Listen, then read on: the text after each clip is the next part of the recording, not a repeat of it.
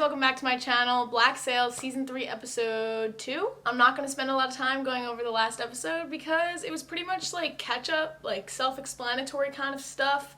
A few months or weeks, apparently. I have no idea how much time passed in between Season 2 and 3, but I assume, just judging on the amount of time that it takes to probably heal a leg, I'm going to assume it's been a few months.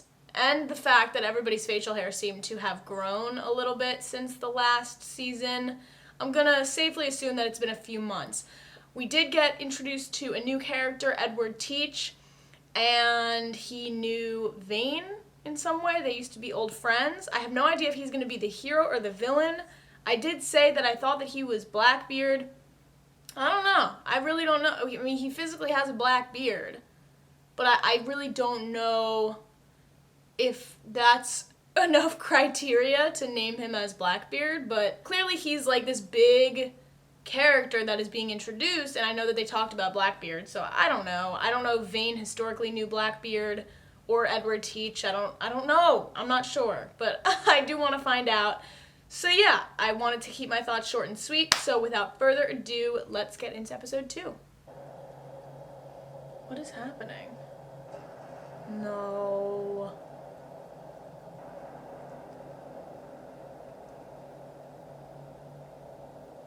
What'd she say? I can't read lips. These are such cool shots. Am I just like freaking out for no reason, or is this filmed very well? The moment I believe you are no longer necessary to this endeavor, you go on that ship turns back for London, and soon thereafter you swing over Wally. I need to know everything you know of Nassau. If you withhold, you die. I mean, she's obviously not going to tell the whole truth. 500 pieces. Right? Yes. What in God's name did you spend 500 pieces on in 2 days' time? I lost it. I had it in a sack and I put it down, and when I came back to pick it up, it weren't where I put it. Lost. The fort is going to fall. Tomorrow. Next week, someday. I am here in part to secure my own future. I will not apologize for that. But that is not why I'm asking you to cooperate with me. I am asking because though I know we have our differences, I know there is one thing we share. We both love her. Let us make sure her future at least is secure. Max is smart. Max has honestly been impressing me these last couple of episodes, I'm not gonna lie. There's no way they're gonna secure that. Got our share of useless fucks on this crew. You ain't one. Now, this is the second time in the last few months I'm facing certain debt. And here you are again offering moral support. Does that mean we're married? At first, when my father left, I only watched. My guardian, a slave belonging to my father, ran the operation in his stead. How does one persuade an island full of thieves and murderers to respect the authority of a 17-year-old girl? I identified the one they were most afraid of, and I threw him off the island. His name was Edward Teach. He sailed at the head of a pirate fleet with a man named Benjamin Hornigold. I conspired with Hornigold, offered him control of Fort Nassau to turn against Teach, a young captain he had groomed in his image. Vane. Trained as a peerless fighter, and once he'd sided with me, Teach had no choice but to withdraw. Oh, After that, my credibility with crews on the beach was in good order. The protege, what was his name? Vane. His name was Charles Vane. Interesting. I feel like I just got a lot of history condensed into like 30 seconds of dialogue. So Vane turned on Teach is basically what I got from that. So that's the last interaction that they had, was this betrayal. Betrayed his mentor, betrayed Edward Teach. For you. Yes, You were. I was fucking him. Damn. Straight to the Where are you point. going? You don't have to trust me. Because we have mutual self-interest. And that makes for better partners. So she kind of wants her revenge on Vane. Like, she's helping this guy out, but also she's doing it for personal reasons.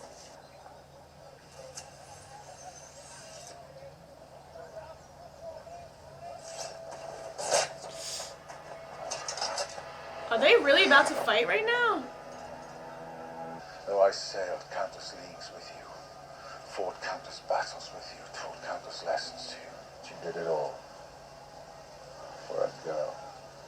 Did he actually betray him for Eleanor? I'm so confused. He's calling him his old friend, but he's also pissed at him for betraying him. I'm very confused. I lay my head down at night, and then news comes across my door. There are no more Guthries in Nassau. One dead, the other in chains. It seemed a sign. It's time I returned. So if you returned, looking to gloat about how it turned out, looking for some sort of apology from me, then you can go fuck yourself. Force me out. If you think I've been sitting around waiting for an apology all this time, I don't know what to tell you. Holy crap!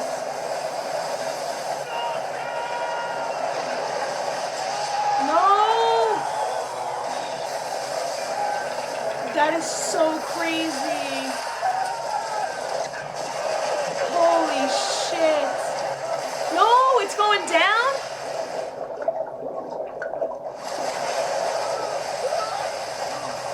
Oh my god. No! No! Oh no.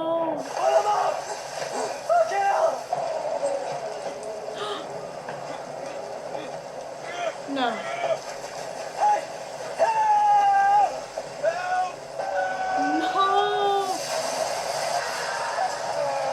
This is literally episode 2! This is crazy! There's no way Billy dies.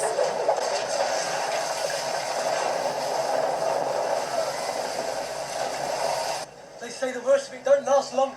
She's scared. It shows you things. Bad things. But then it warms you. And then it settles you. It doesn't sound so bad. Fuck. We're...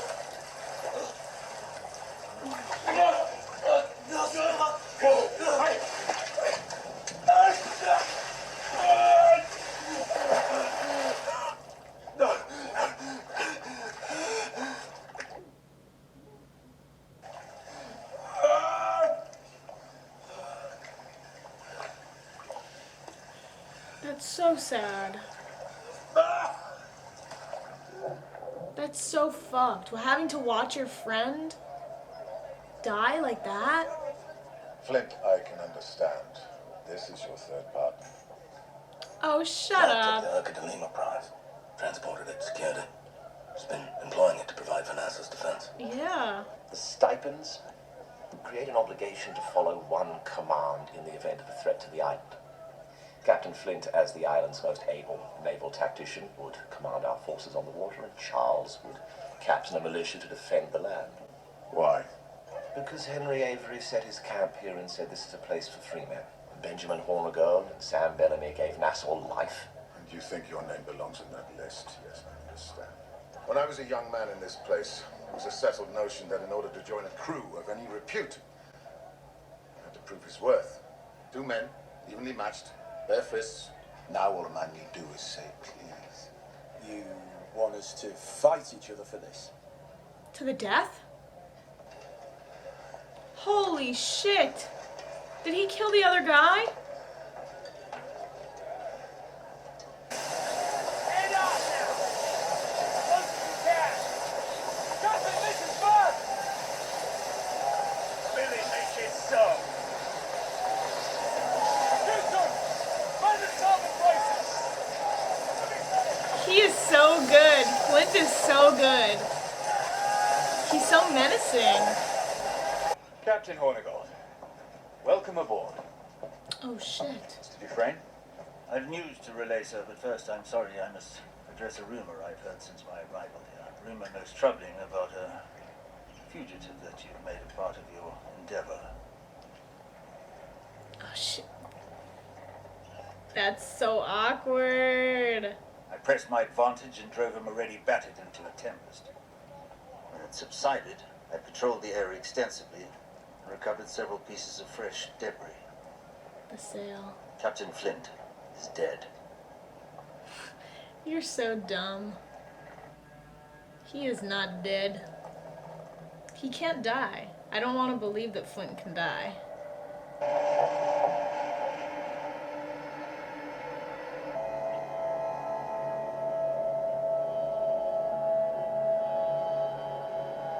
What the hell is that?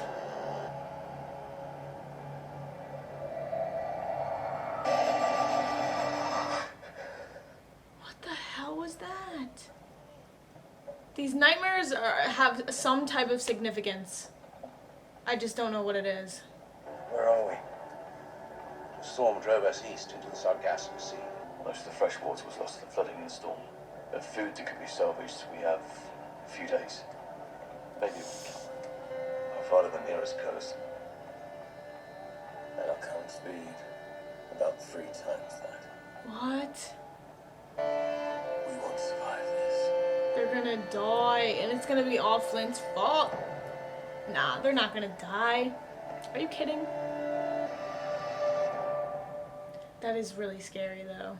Okay. First, I want to preface everything that I'm about to say with the visual effects on this show are incredible, and I noticed throughout this episode just the way that they filmed it and the effects that they used, specifically with Billy and the shots of him, like when he got dipped underwater and he came back up and it was still panning, like it was still focused on him.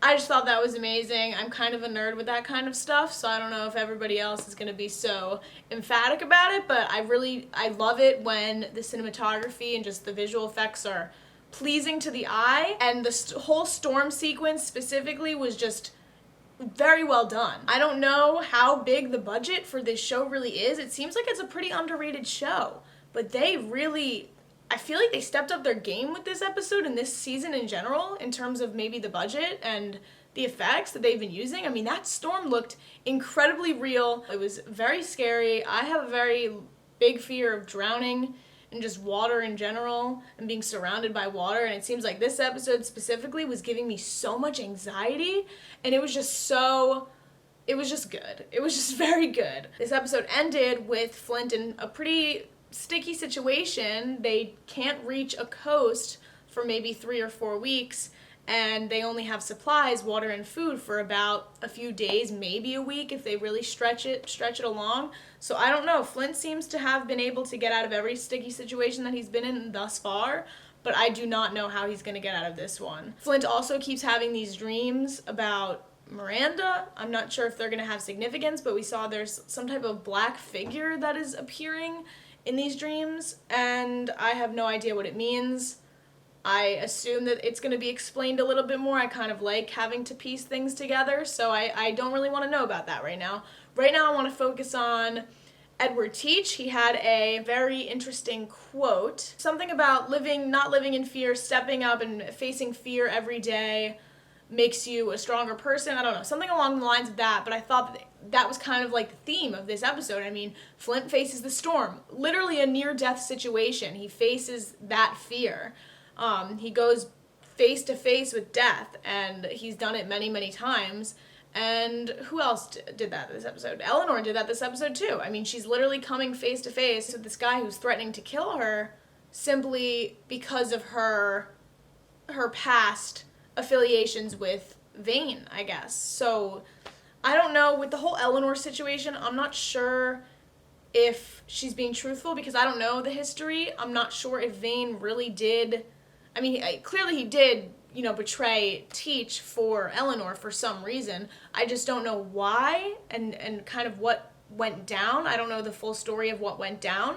So until I know that, I don't really know what Eleanor's angle is in this whole thing. So yeah, I'm kind of keeping an eye out for Eleanor in terms of her plotting and her scheming, and I kind of hope she steps up her game. Also, I wanted to talk about the scene with Silver and him watching his friend die, that was really, I was on the verge of tears when he had to watch his friend die. That's super traumatizing, and I would not be surprised if that is the last straw for Silver and he kind of just breaks.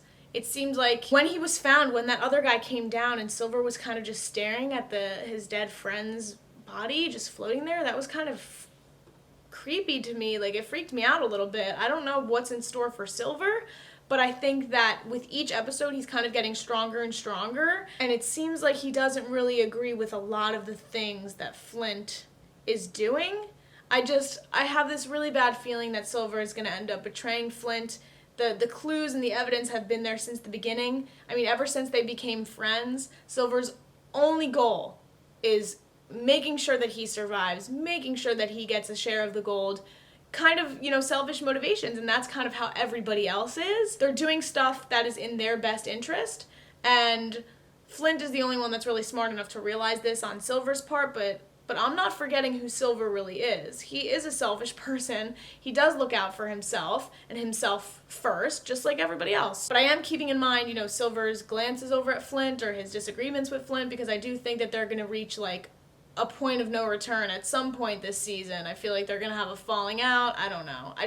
With his friend dying this episode and him having to watch his friend die, that's so traumatizing. I would be mad at Flint too for putting me in this situation, going into the storm. I wouldn't want to do that. It seems like Flint is the only one that doesn't really care about dying. And that, full circle moment, Teach was talking about that this entire episode. That's what I feel is the theme of this episode. Just not having a fear of death, and Flint kind of being the only one that doesn't really have a fear of death, told his crew, we're going to sail into this storm. We're going to risk, dying just to get away from Hornigold, even though Silver said that they could have just lied, taken the pardons, and not honored it. So I just can't believe that this was only episode 2. Like, this feels like a very dramatic, and it should have been like the middle of the season, I feel. I guess that goes to show how good this season is gonna be, potentially. I don't know. I hope it gets better and better.